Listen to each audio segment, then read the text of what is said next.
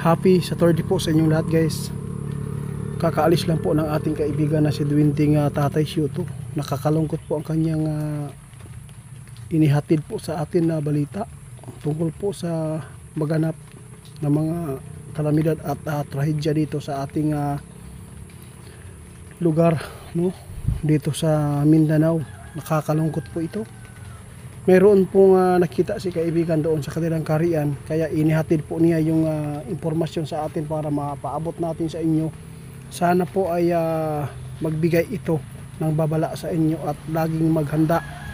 Kakaalis lang ang ating kaibigan na Dwinding Tatay Shuto. Mayroon silang nakita kahapon, no?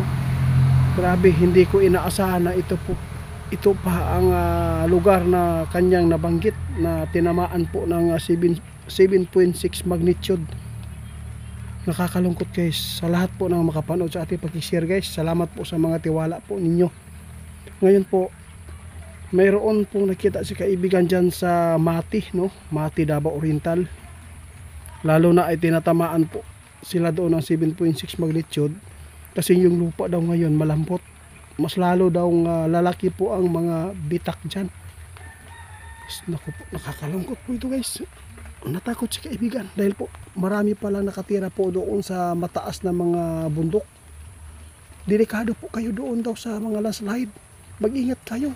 Sabi ng ating kaibigan kanina, guys, kahit ano pa ang nangyayaring ulan dito sa Mindanao ngayon, mayroon talagang lindol pa rin na masagupa ang mga tao dito sa Mindanao ngayon. Kahit po inuulan kami dito.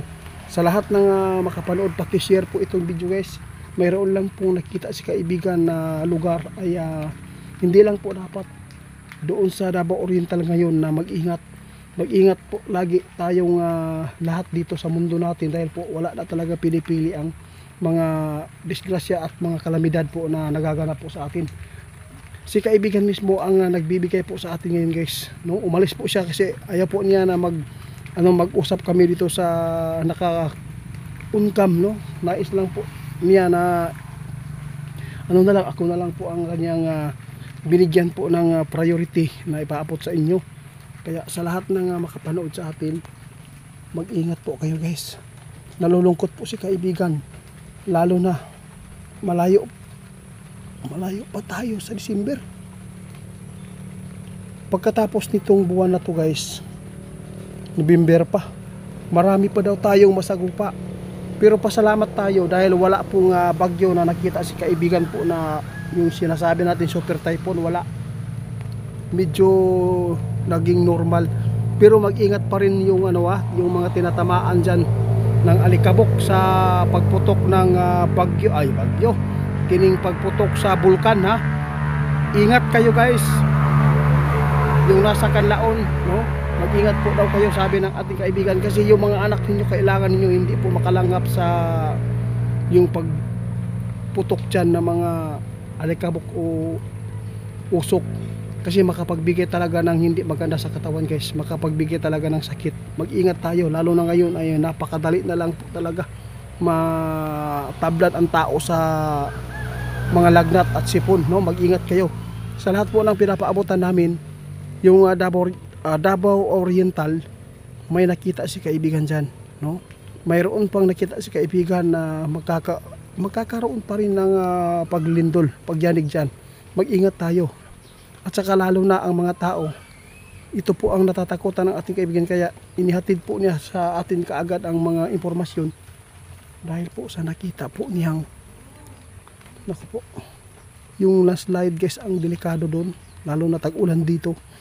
At saka tinamaan po ng 7.6 magnitude kasi yung lupa malambot na daw, kaya kailangan ninyong mag-ingat yan. Kung mayroon man kayong mga bahay po doon sa malapit sa sapa o sa nasa baba kayo, may bundok sa taas, please lang po, umalis muna kayo. Pinapaalis kayo ng ating kaibigan. Ayaw po ng ating kaibigan na mapahamak po kayo.